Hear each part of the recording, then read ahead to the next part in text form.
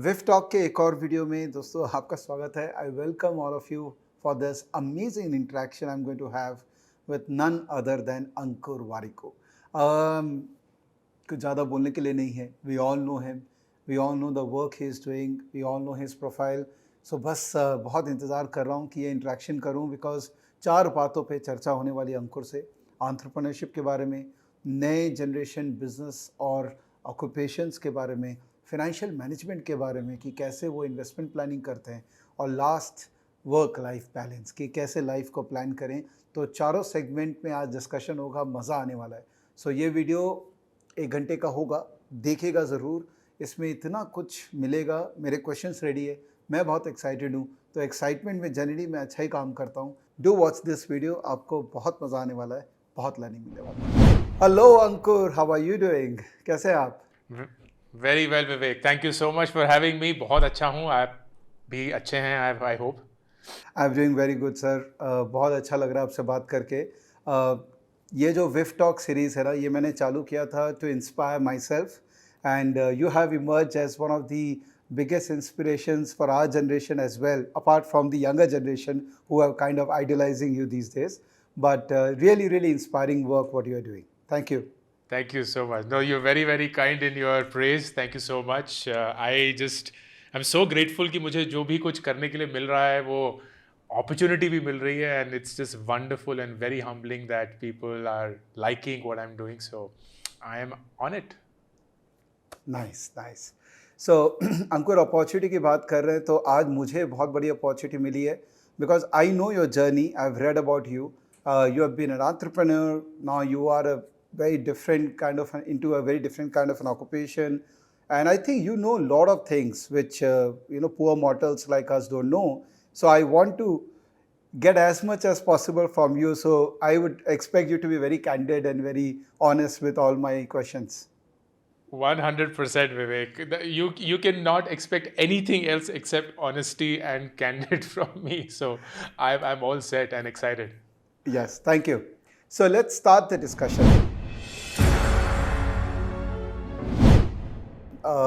I want to talk about entrepreneurship because I always, I'm an entrepreneur first. I've built a couple of businesses with multiple partners, and social media is now my passion, and I want to believe that I'm doing it nice. So entrepreneurship. So India is a land of opportunities, and we all have really grown as an entrepreneur. If we see last 20, 25 years, India has given opportunities to a lot of people, but some have done incredibly well. But last 3-4 years, what has happened to our country? Suddenly, every lane we have an entrepreneur, and the entire ecosystem is vibrating like anything. So talk about that. That what has changed in India, and where do you see this entrepreneurship wave going in years to come? That's a great question to start, Vivek. तो मेरा ये belief है कि as a country, India has always been the land of entrepreneurs. But the definition and the scale of that has been very different. तो अगर हम अपने माँ बाप की जनरेशन में देखेंगे, अगर हम उनसे ऊपर जनरेशन देखेंगे, अपने दादा दादी नाना नानी की जनरेशन में, you will see that almost हर एक परिवार में कोई ना कोई ऐसा होता था जो अपना बिजनेस कर रहा है, चाहे वो छोटी छोटी दुकान हो, चाहे वो अपना स्मॉल एंड मीडियम एंटरप्राइज हो, कोई ट्रेडिंग यूनिट हो. So all of this has always remained in our country. It's nothing new. Like ये सरकारी जॉब तो बहुत छोटा सा एक हिस्सा है हमारे पूरे वर्किंग प्रोफेशनल ऑडियंस का. Most of us are self employed. But what happened in the 90s, of course, is that the economy opened up, and आप और मैं उस दौर से गुजरे हैं जहाँ चीज़ें बहुत कंस्ट्रेंट थी, फिर धीरे धीरे खुलनी शुरू हुई. 91 में इकोनॉमी ख़त्म हुई, मतलब बड़ी हुई. And I always say this कि 91 के बाद जो लोग इस देश में पैदा हुए हैं वो अभी करीब 30 साल के हैं. And they have seen a very different India from the India that perhaps you and I have seen, definitely very different from the India that our parents have seen. क्योंकि उनके लिए opportunities were global, उनके लिए सब कुछ was available at whenever they wanted, and then of course internet changed that. So what has happened, I believe, is a natural evolution of any country, any nation which is sitting on such mega population with such mega capabilities and intent and ambition, कि global opportunities in real time, the internet democratizing all of that, a lot of capital being available from across the world and fulfilling that. Plus, I think the biggest thing is one generation that is being raised on the success of all of this. तो अभी की जो generation है जो college में है, जो अभी 18, 19, 20 साल के हैं, उन्होंने देखा है कि फ्लिपकार्ट 100,000 करोड़ का वॉलमार्ट ने खरीद लिया, लाइक कैश में. उन्होंने देखा है कि दीपिंदर गोयल और पंकज चड्डा ने जोमेटो स्टार्ट किया था 12 साल पहले और अब वो आईपीओ हुआ है. उन्होंने देखा है कि विजय शेखर शर्मा ने 2001 में पेटीएम शुरू किया था और अब वो आईपीओ हुआ है. उन्होंने देखा है कि एक संजीव भिकचंदानी, हितेश ओबरॉय ने Naukri.com शुरू किया था और अब वो पब्लिकली लिस्टेड कंपनी है. उन्होंने देखा है कि दीप कालरा ने मेक माई ट्रिप शुरू किया और उन्होंने अपने लिए और बहुत सारे लोगों के लिए कितना पैसा कमाया.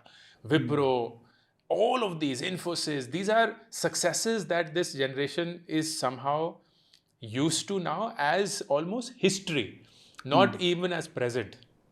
So all of these combinations, I think, is just materialized into the country's ambition changing rapidly and rightfully so. तो अगर आप मुझसे पूछेंगे, जैसे कि आप अपने आप को एक एंटरप्रेन्योर बुलाते हैं, मैं भी अपने आप को एक एंटरप्रेन्योर ही बुलाता हूँ. चाहे मैं कुछ भी कर रहा हूँ, मैं हमेशा एक एंटरप्रेन्योरियल माइंडसेट से ही चीज़ों को देखूंगा. And I am a firm believer कि अगले 10-20 साल इस देश में एंटरप्रेन्योरशिप की एक ऐसी लहर चलने वाली है, उड़ने वाली है, जहाँ we will get recognized as the next sphere of innovation in the world. And इसके लिए एक चीज़ जो थोड़ा सा डिविएशन है, but I don't want to talk a lot about it क्योंकि वो थोड़ा सा सेंसिटिव टॉपिक है, but I feel that one big thing that is going to materially change the landscape of entrepreneurship in India is the entire Web3 and crypto development that is happening.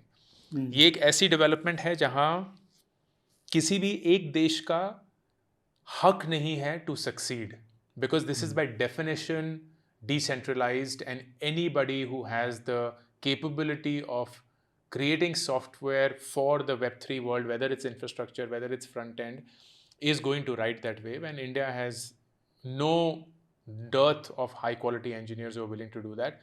पहले वो US भागते थे for getting a fine life, अब वो यहाँ बैठे बैठे वो पूरी ज़िंदगी बना सकते हैं जो वो बनाना चाहते हैं. So I'm very bullish on the next 10-20 years when it comes to entrepreneurship. Wow. So क्योंकि एंटरप्रेन्योर हूँ तो दोनों तरफ की बात करना चाहता हूँ. तो पॉजिटिविटी तो बहुत है चारों तरफ. What can go wrong? Oh, almost everything.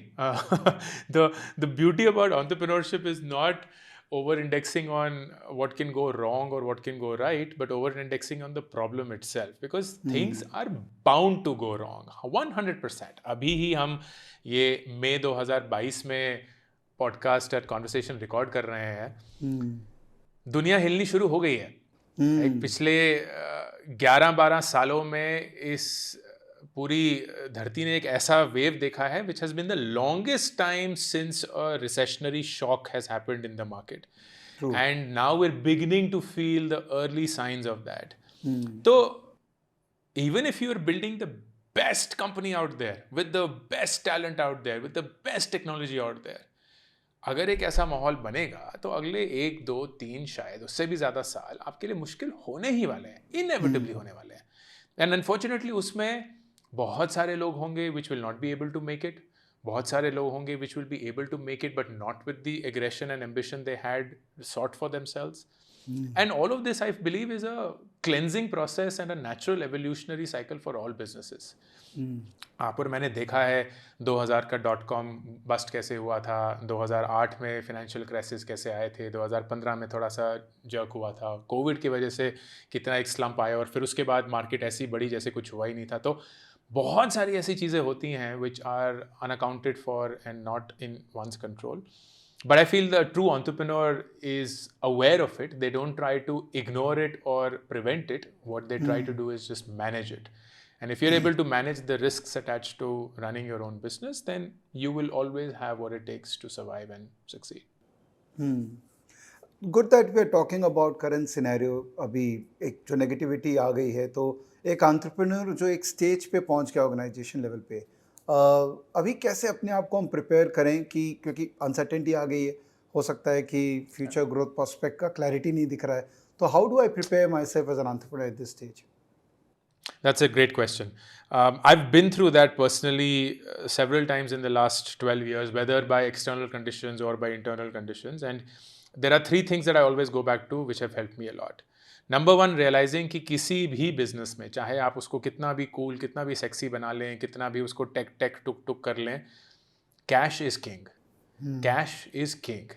आपके बिजनेस में अगर आप पॉजिटिव कैश फ्लो जनरेट नहीं कर रहे हैं, you are always going to be in trouble, because at some point of time there was somebody else who was funding that positive cash flow and allowing you to run. But अगर वो dry out होना शुरू हो जाता है, then the onus and responsibility for you to generate that cash on your own becomes completely yours.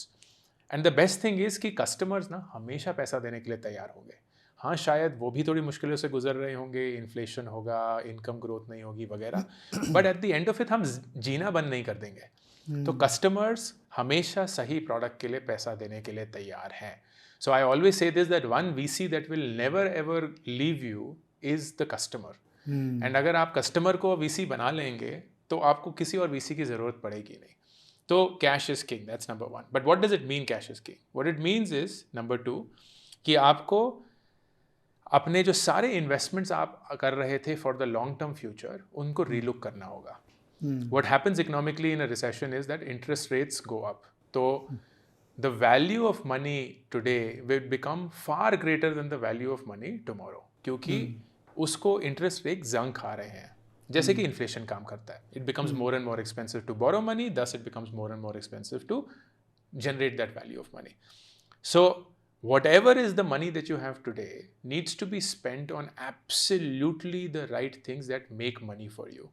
Not for some long drawn founder की अरमान का कोई प्रोजेक्ट जो 1% प्रोबेबिलिटी ऑफ सक्सेस के साथ है, लेकिन अगर बन गया तो दुनिया बदल देंगे वो सब.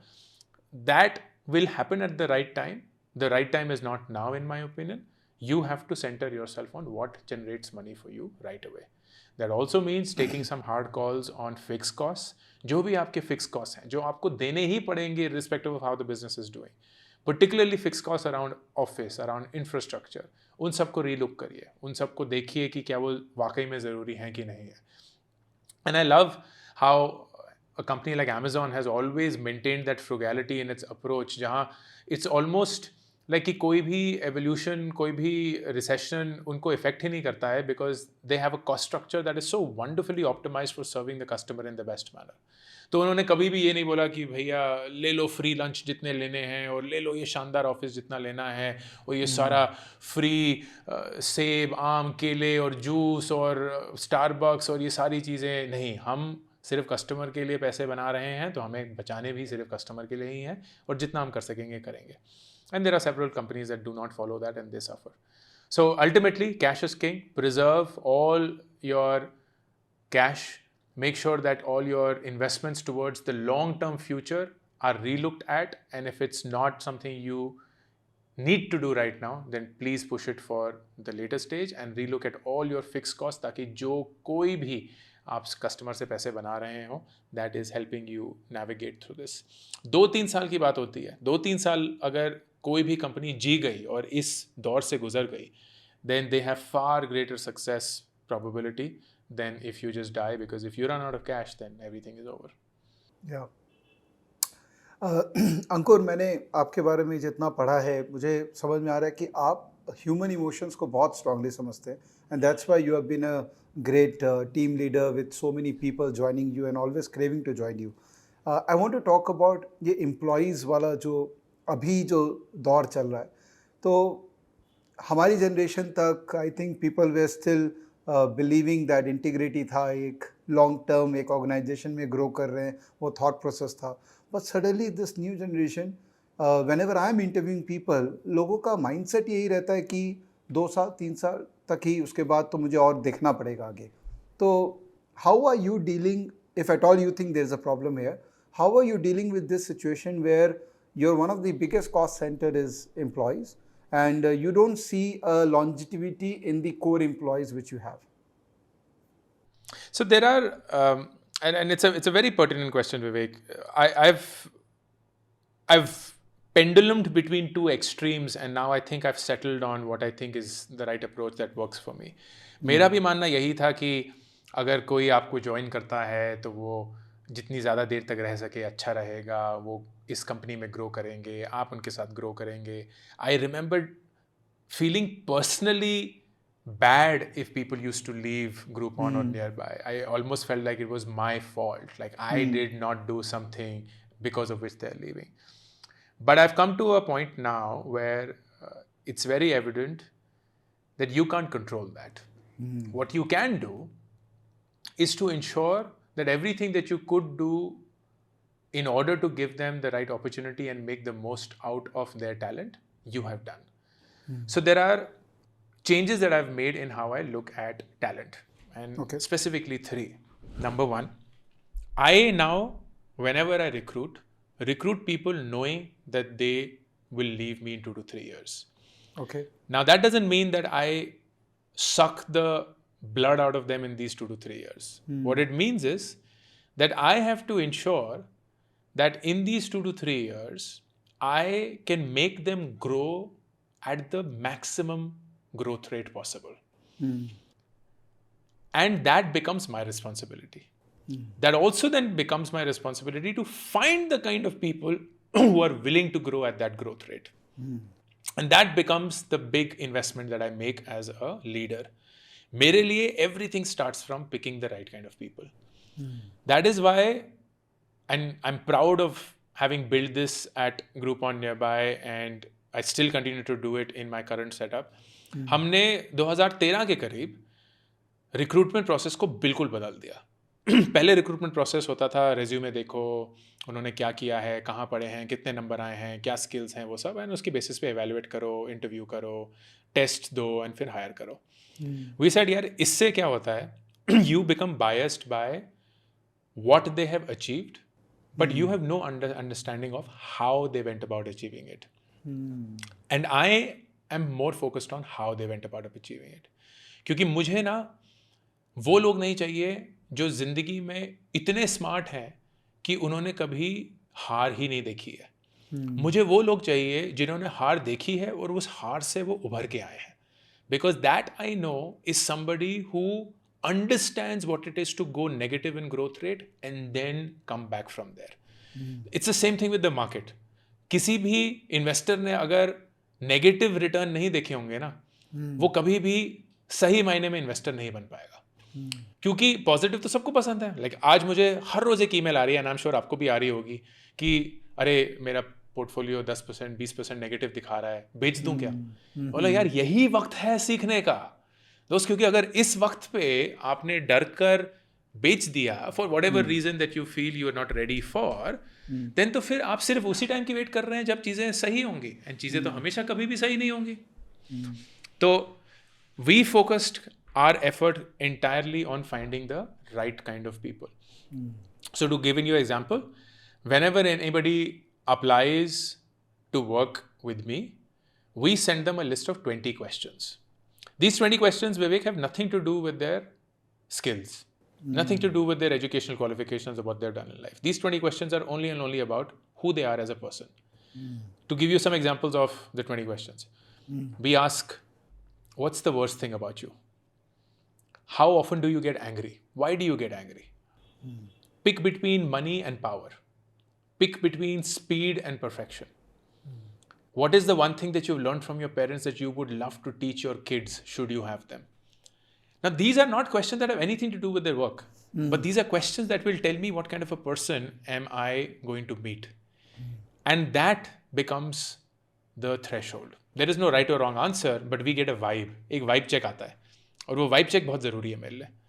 उसके बाद फिर हम जाके उनको टेस्ट देते हैं, उनको जानने की कोशिश करते हैं वगैरह. लेकिन we are only and only spending time with people who I know can have a crazy growth rate if I push them. So that's number 1. Number 2 then is when they come in, I have to ensure that how they are made to feel at the end of every day is far more important than what they get at the end of every month. At the end of every month उनको salary मिलती है, लेकिन वो salary बहुत जल्दी एक habit बन जाती है. But how they are made to feel at the end of every day is something that they're reminded of every day. So I have to set a culture where there is meritocracy, where there is respect, where there is ownership, and I have to become the custodian of all of that as the founder. अगर मैं ये सारी चीज़ें exhibit नहीं करूँगा तो कोई और उनको कभी भी नहीं सराहेगा. So it becomes very important कि मैं अपने कंडक्ट में ये सारी चीज़ें डिस्प्ले करूँ, मैं उनसे ये चीज़ें एक्सपेक्ट करूँ, और मैं उनको जो ये चीज़ें एग्जिबिट कर रहे हैं हमेशा पब्लिकली एक्नॉलेज करूं, क्योंकि they are the ones who are holding the flag up for the value system. ये कल्चर बिल्डिंग बहुत मुश्किल होती है, लेकिन अगर आपने कर दी तो you are set for the hard times that are going to come by. जैसे कि मैंने पहले भी बताया, मुश्किल समय तो आने ही आने वाला है, चाहे आप जितने भी रॉकस्टार हो. And then the final thing which I truly believe in, पहले मुझे ये लगता था कि हमारे एम्प्लॉय के करियर प्लानिंग हमारी जिम्मेवारी है. अब मुझे ये नहीं लगता है. मुझे ये लगता है कि करियर प्लानिंग की जिम्मेवारी उनकी है. हमारी जिम्मेवारी as the founder and the company is to give them all possible opportunities that they deserve. तो मेरा प्रॉमिस मेरी टीम के साथ ये है कि आपको वो सारी अपॉर्चुनिटीज मैं दूंगा जो आपको चाहिए, लेकिन उन अपॉर्चुनिटीज को कब हासिल करना है, कब इग्नोर करना है, कब उन पे काम करना है, कब नहीं करना है, कौन सी अपॉर्चुनिटी परस्यू करनी है, कौन सी नहीं करनी है, वो सारी जिम्मेदारी आपकी है, मेरी नहीं. So I am not responsible for managing your career. I am responsible for giving you all the opportunities that you need to manage your career. अगर इन तीन चीज़ों को मैं एक साथ ले आता हूँ, which is finding the right kind of people, making sure that they understand everything that needs to be done, and making them feel part of a culture that they thrive in. And number 3, giving them all the opportunities that they deserve, but making them responsible for how they use those opportunities. I am able to build a team that works extremely well for me. And with that acceptance कि 2-3 साल से ज़्यादा वो नहीं टिकेंगे. अगर वो टिक गए तो बहुत बढ़िया है, वो आपकी खुशकिस्मती है, but I am not going to plan for that. I have set up a system where anybody can be replaced, including me, and whosoever comes in is just as good, if not better, than the one who left. Awesome. I think it's a perfect HR hack you have shared with us. So really appreciate that sharing. So, Ankur, I have 8-year-old kid and a 13-year-old kid. So I want to plan their career. And I know that there is a lot of new gen opportunities available beside the traditional ones which we all have seen in our respective academic pursuits. So if it's okay with you, could you share with us how do I plan their career? What are the important skills I should be, putting a lot of emphasis on, and what kind of career new opportunities which are available for these kids? That's a great question because I often think about this exact same thing. तो हमारे बच्चे 11 और 5 साल के हैं, and how they are raised as individuals is something which is absolutely critical to both me and my wife. One is we have decided that we will not be planning their career. Just the same way that I have decided that I am not responsible for the career of my team. Nice. तो चाहे वो माँ बाप हो या कोई और, मेरी जिम्मेवारी और मेरी वाइफ की जिम्मेवारी, both of us as parents, उनका करियर प्लान करना नहीं है. हमारी जिम्मेवारी है उनको वो सारी अपॉर्चुनिटीज़ और एक्सपोजर देना ताकि वो समझ पाएँ कि क्या क्या अवेलेबल है. हमारे वक्त में विवेक, हमारे को वो आइडिया ही नहीं था. Not for any fault of our parents, but at least the way that I was raised, सब कुछ डिसाइडेड था बाय वर्च्यू ऑफ कि आप कितने नंबर अपने एग्ज़ाम में लाते हैं. अगर अच्छे नंबर आ गए तो साइंस ले लो, अगर माँ बाप कॉमर्स से हैं या भाई बहन सीए हैं तो कॉमर्स ले लो, अगर नंबर अच्छे नहीं आए तो ह्यूमैनिटीज़ ले लो. और वहीं बात ख़त्म हो जाती थी. ना कोई चर्चा कि साइंस लेने से होता क्या है, कॉमर्स में क्या होता है, जर्नलिस्ट बन के क्या होता है. कोई अंडरस्टैंडिंग नहीं थी, कोई अवेयरनेस नहीं थी. And that is why a lot of my content, I often speak about this, is centered around this theme of awareness. मैं लोगों के लिए डिसीजन नहीं लूँगा, लोग खुद के लिए डिसीजन लेंगे. मेरी जिम्मेवारी है उनको अवेयर कराना. तो मैं नहीं बताऊँगा कि आपको कहाँ इन्वेस्ट करना चाहिए, मैं नहीं बताऊंगा कि आपको कौन सा करियर चूज़ करना चाहिए, मैं नहीं बताऊंगा आपको कि ये किताब पढ़ो वो किताब पढ़ो, मैं आपको सिर्फ ये बताऊंगा कि दुनिया चलती कैसे है। मैं आपको सिर्फ ये बताने की कोशिश करूंगा कि पैसा कैसे चलता है, इन्फ्लेशन कैसा चलता है, कंपाउंडिंग कैसे चलती है, या करियर के हिसाब से what is the way to develop a fulfilling career. What are the things that you should be doing in your teens, in your 20s, so that you have an understanding of that. And that's the same thing that we use for our kids as well. So there are three principles that we work with. Principle number one is we have to ensure that they are raised with the right values. अगर हमारे बच्चे सही values के साथ बड़े हो गए, then a lot of things are taken care of. हमने उनकी दीवार पे एंड उनके जहन में ये 3 वैल्यूज़ डिस्प्ले करने की पूरी कोशिश करी है, and we ourselves, as I said, as a founder and also as parents have to exhibit the same value in our conduct. Value number 1, respect, कि चाहे इंसान जो भी हो, जहाँ से भी हो, जैसे भी दिखता हो, जैसे भी बोलता हो, जैसे भी कपड़े पहने हो, जितने भी पैसे कमाता हो, आप उनको इज्जत से पेश आएंगे एंड आप उनसे इज्जत कमांड करेंगे. Respect is give and take and it has to be sacrosanct. Number 2, zero tolerance to mediocrity. अगर आपको पता है कि आप इससे ज़्यादा अच्छा कर सकते थे या इससे अच्छा ज़्यादा कंट्रीब्यूट कर सकते थे, तो आपको वो करना है. कभी भी आप अपने मैक्सिमम से कम डिलीवर नहीं करेंगे. And number 3, ownership. You are accountable and own your problems. कोई और आपकी प्रॉब्लम्स, आपकी ज़िंदगी, आपके डिसीजंस के लिए ज़िम्मेवार नहीं है. जैसे हिंदुस्तान में ये बच्चों के साथ अक्सर होता है, छोटे बच्चे होते हैं, वो ज़मीन पे गिर जाते हैं और माँ बाप ज़मीन को मारना शुरू कर देते हैं. पिट्टी पिट्टी करो, पिट्टी पिट्टी करो, ये सब. और मुझे ये देख के लगता है कि आप बच्चों को क्या सिखा रहे हैं. आप बच्चों को ये सिखा रहे हैं कि अगर आप गिरते हैं तो किसी और की गलती है, कि किसी और को मार पड़नी चाहिए. एंड ये बहुत छोटी सी बचकानी बात लगती है, लेकिन this is how the kid is being raised. So they tomorrow when they fall will cry not because it is their mistake. They will cry because they feel that something unfair happened. But it is not unfair. It is absolutely fair. And these are the 3 values that we are raising our kids with, and that's the first thing, कि values intact होनी चाहिए. दूसरा, we would absolutely encourage them to explore. तो early in your life, do not try and settle. Hindustan की again ये एक बहुत पेचीदा प्रॉब्लम है कि हम बच्चों को बोलते हैं जल्दी जल्दी सेटल हो जाओ, सेटल हो जाओ, जल्दी जल्दी पढ़ाई ख़त्म कर लो, जल्दी जल्दी नौकरी कर लो, जल्दी जल्दी शादी कर लो, बच्चे पैदा कर लो, घर खरीद लो, गाड़ी खरीद लो, सेटल हो जाओ. बट आई फील कि दुनिया बदल चुकी है. सेटल होने से आप एक ऐसा डिसीजन ले रहे होंगे जिसके बारे में शायद आपको पूरी तरह से पता नहीं है. So what you should instead be doing is explore. Explore as much as you can. You don't have to decide on anything, but just explore. तो आपको पता होना चाहिए कि इस चीज़ को करने से क्या होगा, उस चीज़ को करने से क्या होगा. So we were very clear कि हम किस टाइप के स्कूल में उनको डालेंगे.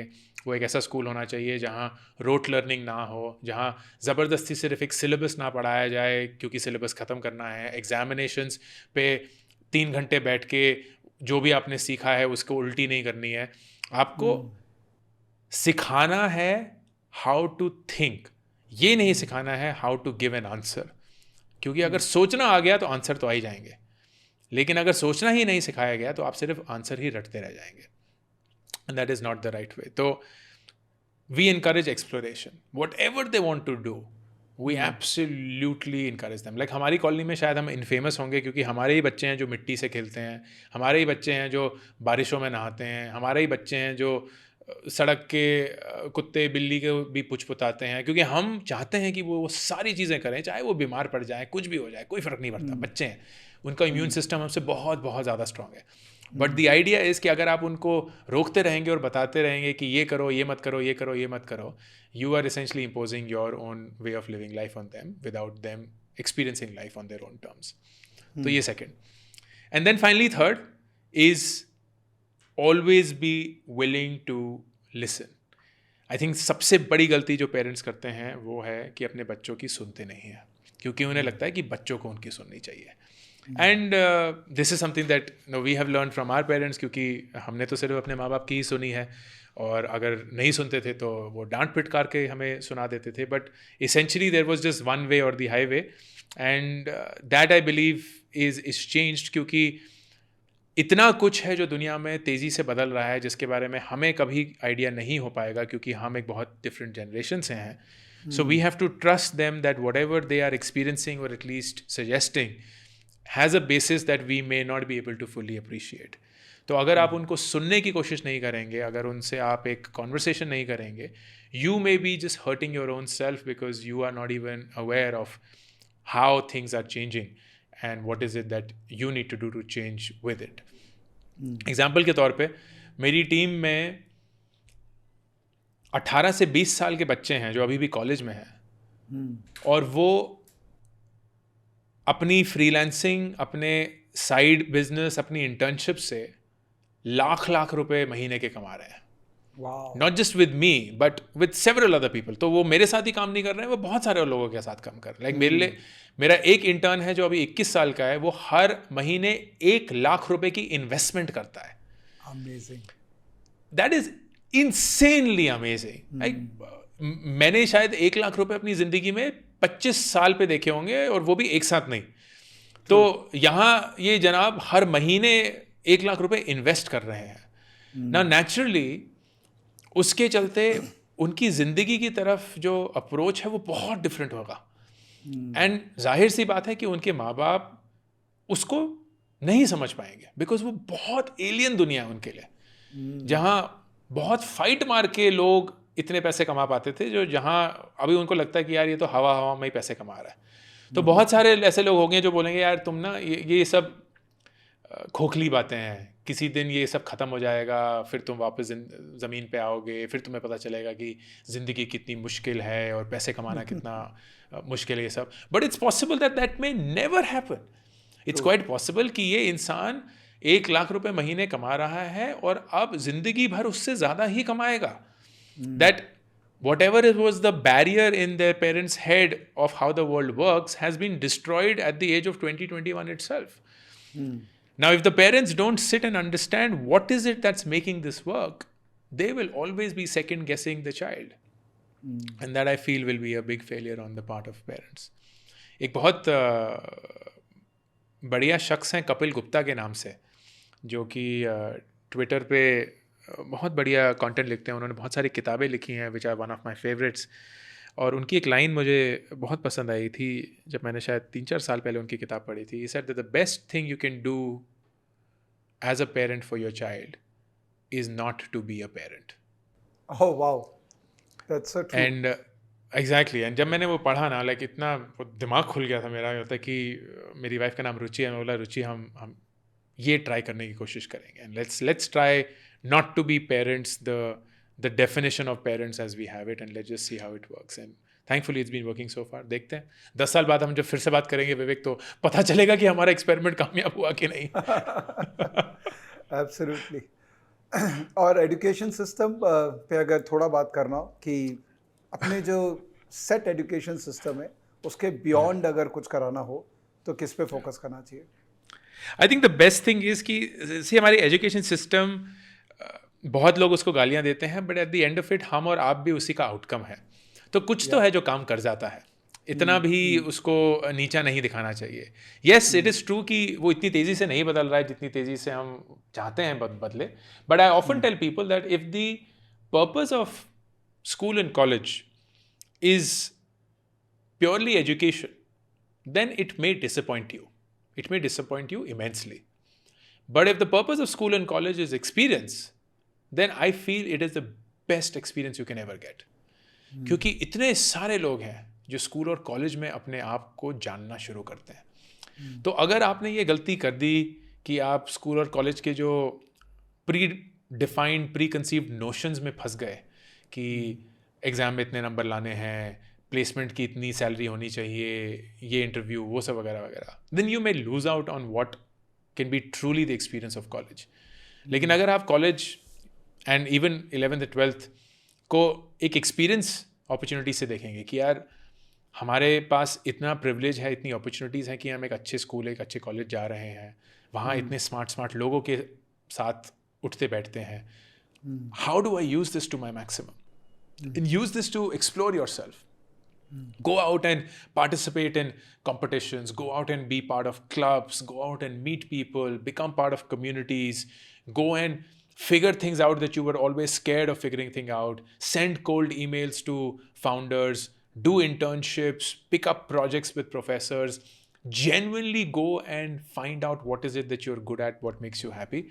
And if you use college for that purpose, then I feel it can be the best thing that changes you forever.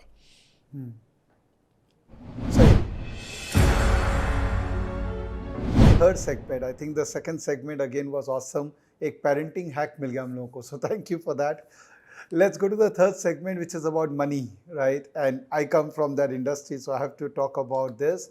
And I see you are very knowledgeable on the money management side.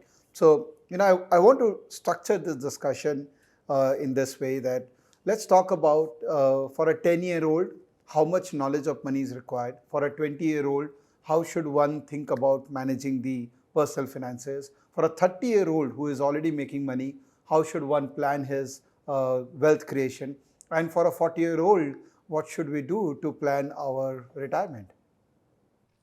Yeah, that's a good way of structuring. पहले तो honest admission, मैं बिल्कुल भी knowledgeable नहीं हूँ. मैं अक्सर ये बोलता हूँ कि बहुत सारे गुणी लोग हैं आपके जैसे जो दुनिया के साथ अपने क्वालिफाइड एक्सपीरियंसेस शेयर कर रहे हैं. मेरा सिर्फ एक ही तजुर्बा है और वो है इतनी सारी गलतियां करी हैं मैंने पैसे के साथ, इतनी ही सारी गलतियां करी हैं कि मैं उन गलतियों के तहत सीखा हूँ. एंड मेरा सिर्फ एक ही मकसद है कि अगर मैं उन गलतियों को लोगों की ज़िंदगी में फिर से ना होने दूँ तो I am successful. Otherwise, I am nearly not qualified to speak anything about money because I'm like the worst person to be teaching that. But the question is great. 10 साल की उम्र में I think the only thing that you need to know about money is simple percentage and how percentages work. Our son is 11 and उसके साथ बैठ के हम यही डिस्कस करते हैं कि सिंपल, अगर आपके पास 100 रुपये होंगे और अगर आप 10% से अगले साल बढ़ेंगे तो वो कितना होगा. तो first early introduction to the concept of compounding. Well, उसको कंपाउंडिंग नहीं बुलाना है, उसको परसेंटेज एंड ग्रोथ पर बुलाना है. I think that's enough. Encourage करिए that they understand how money plays a part. So एक दिल्ली में बहुत बढ़िया रेस्टोरेंट है called Diggin cafe. And Diggin cafe में हम अक्सर जाते हैं. तो उनका जो ओनर है who is also the chef, उसका नाम है बाल डिगेंट, तो उसी के नाम पे कैफ़े है. And he has these 3 jars which are there at the exit. तो जब आपको बिल मिलता है तो उसके साथ एक प्रॉम्प्ट फॉर डोनेशन मिलता है कि अगर आप कुछ भी पैसे डोनेट करना चाहते हैं तो आप कर सकते हैं. लेकिन it is not just that, it is कि आप किस मिशन के लिए डोनेट करना चाहते हैं. तो ये जो 3 जार हैं, if I am not wrong, एक है एजुकेशन, एक है गर्ल चाइल्ड और एक कुछ और तीसरा है जो मैं भूल रहा हूँ. And I asked Diggin one day कि इसकी इंस्पिरेशन आपको कैसे मिली. तो उन्होंने बोला कि मेरे दादाजी ये करते थे कि जब भी हमें पैसे मिलते थे, दादाजी बोलते थे कि 3 चीज़ों में ये पैसे बांटने हैं कि तुम कितना बचाओगे, कितना खर्च करोगे और कितना डोनेट करोगे. और जब कभी भी तुम पैसे कमाओगे तुम्हारे को ये 3 चीज़ें करनी है कि तुम कितना बचाओगे, which is the saving that hopefully will be invested, कितना खर्च करोगे, which is something that you can do, and कितना डोनेट करोगे. And I think that this is a wonderful thing to teach kids, that जो भी आपके पास पैसा मिलता है राखी पे, दिवाली पे, बर्थडे पे, ये सब चीज़ों पे, उसको इन 3 भागों में डालना है. So that is year 10. Year 20 is when I would encourage people to start investing. The thing about investing, which you and I would both agree, at least at the start, is it doesn't matter how much you start with, it matters for how long do you invest. क्योंकि time is a far greater determinant of the eventual outcome than the amount that you start with. क्योंकि amount तो धीरे धीरे बढ़ता रहेगा as your propensity to save also increases. तो 500 रुपये से भी अगर शुरू कर सकते हैं, करिए, बट इन्वेस्ट करना शुरू करिए in a discipline fashion. And there is a very simple 100-x rule which is often spoken about कि जो भी आपकी उम्र है उसको आप x मान के चलिए, और 100-x आपका इक्विटी में इन्वेस्टमेंट होना चाहिए because that is what you can take the risk for.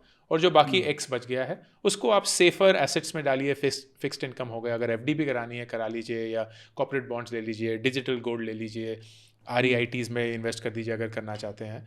And that is the way that you should approach.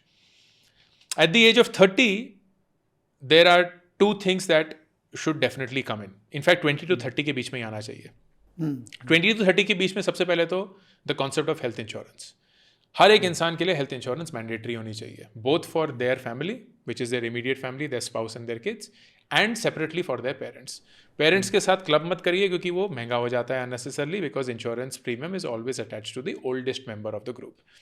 तो हेल्थ इंश्योरेंस बहुत ज़रूरी है. पिछले 2 साल में जो भी हमारे एक्सपीरियंसेस रहे हैं उससे होपफुली सब कन्विंस हो चुके होंगे कि अगर खुदा ना खास्ता कुछ भी हेल्थ वाइज एक्सपेंस आ जाता है तो your entire saving can be wiped out if you don't have insurance. Second, at the age of 30, slightly early, but थोड़ा later भी चलेगा, life insurance. Assuming that you are one of the, if not the only earning member of the family, आपकी life पे बहुत सारी चीज़ें निर्भर हैं. So you have to get life insurance. That life insurance should be till the time of retirement, perhaps even beyond.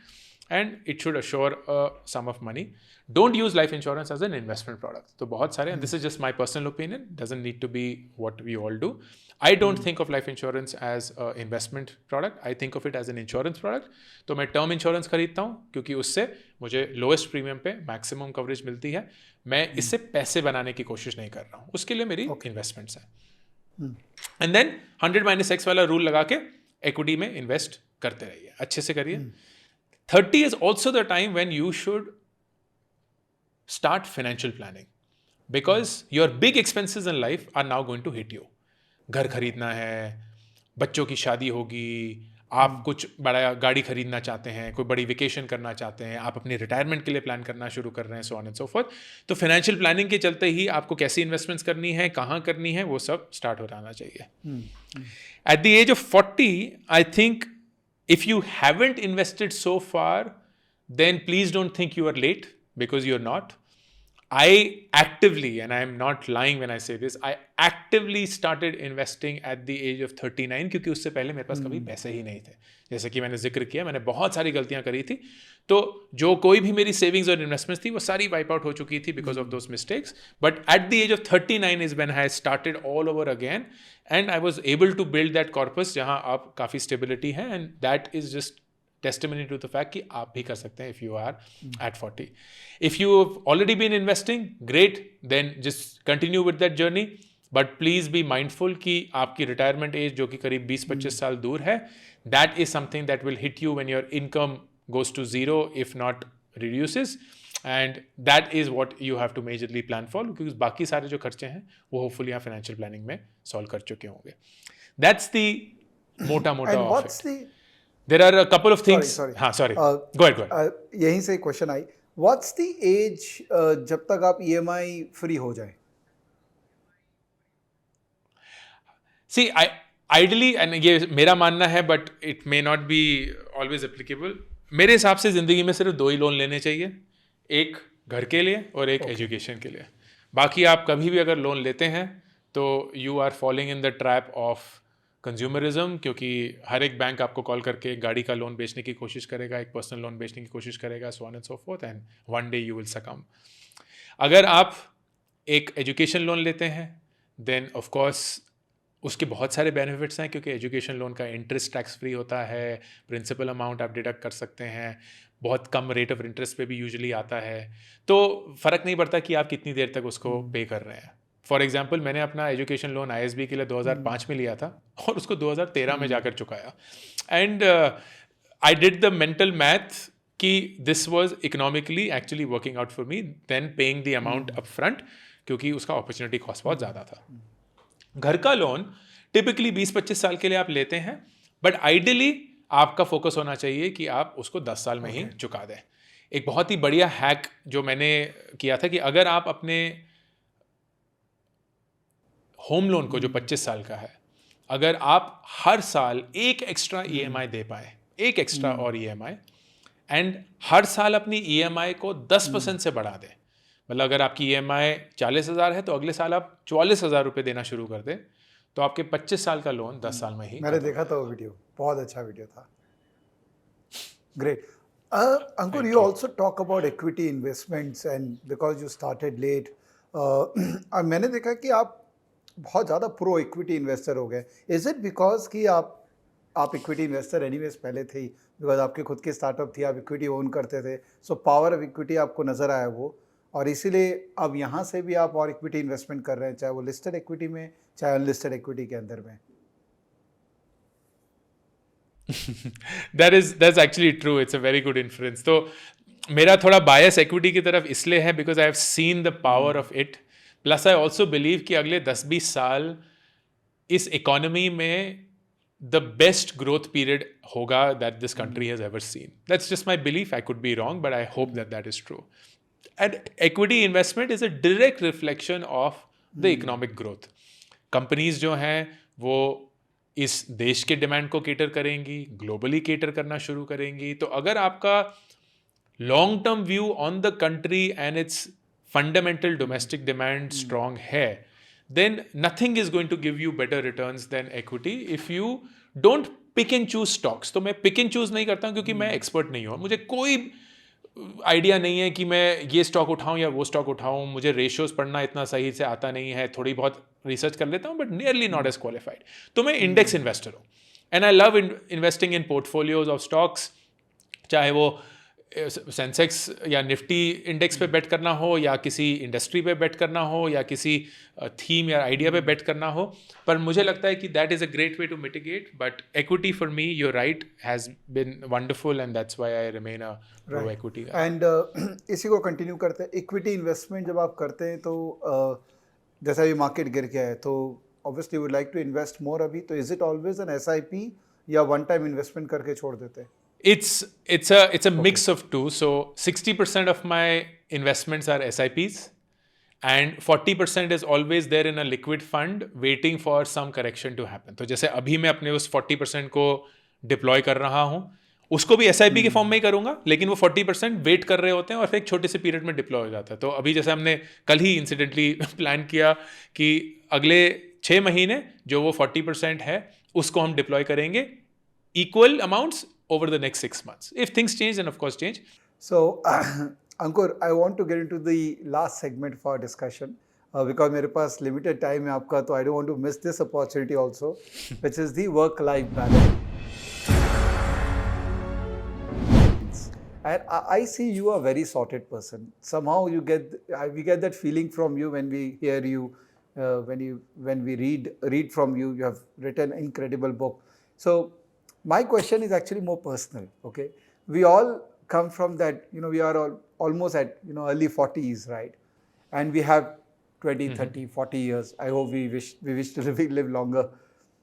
इस as पे एक थोड़ा सा मिड लाइफ क्राइसिस या उस तरह से एक फीलिंग आने लग जाती है कि have I done good historically and how do I plan my life for coming 20 years? Because if I want to be very growth centric, then the kind of effort, the kind of energy which is required to be on the growth path, maybe this age is not right age for that.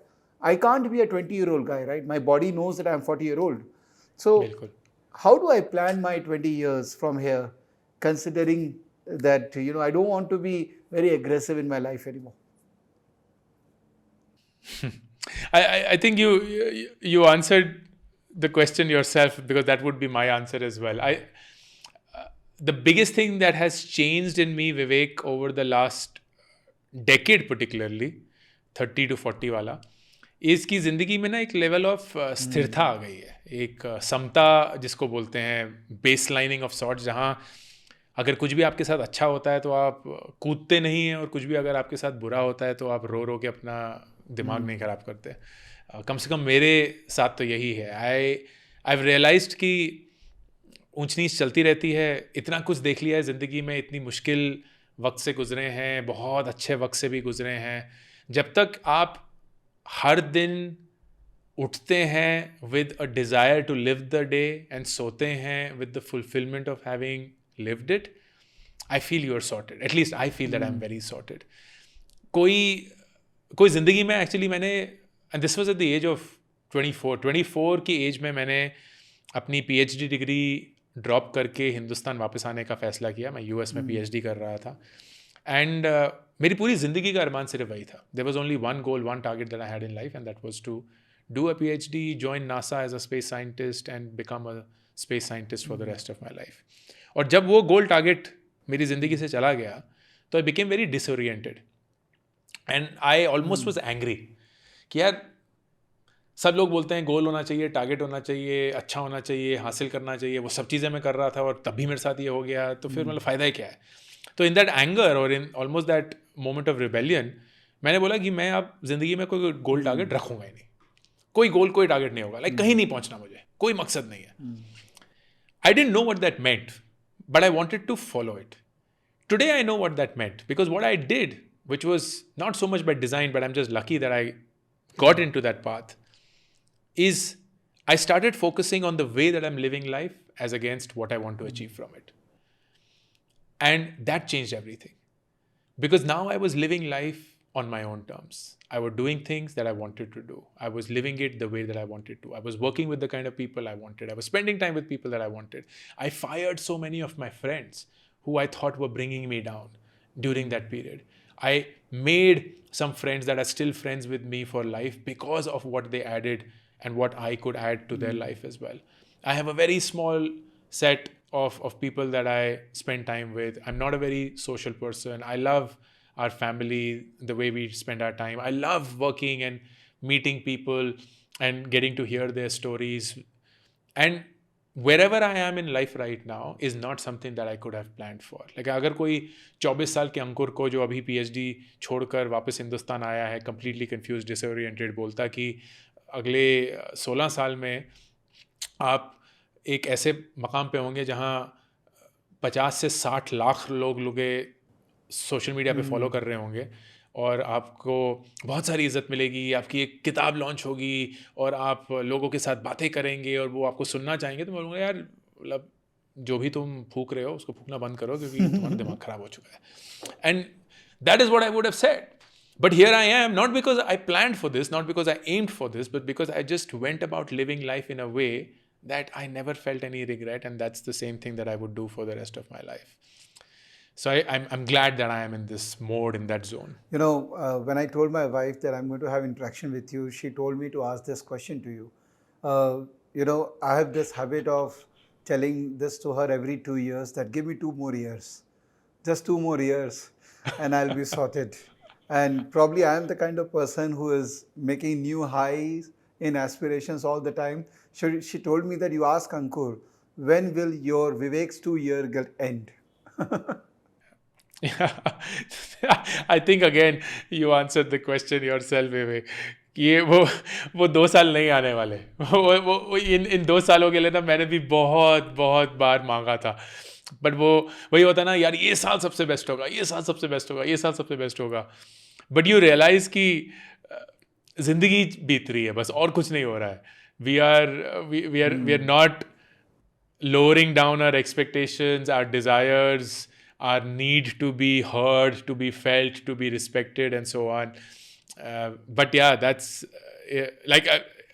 the fun story is a lot of my team, if they're traveling with me, they now see कि airport पे या restaurant में या कहीं भी अगर हम बाहर हों तो बहुत सारे लोग आते हैं कि अरे सर बहुत अच्छा काम लगता है आपका, सेल्फी ले सकते हैं, वो सब वगैरह. एंड मैं of course I love catering to that and giving them the respect that they deserve. So I'll pick that selfie and everything. And the minute they have taken that selfie, I will come back to that conversation that we were a part of as if nothing happened.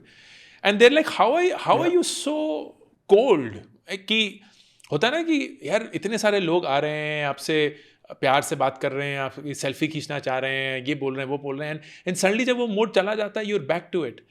And I like, yeah, that is what I keep telling myself कि ये सारी चीज़ें जो है ना, ये एक तरीके से मोह माया है, ये रियल नहीं है. They like a persona of Ankur that they have in their mind. They don't even know me.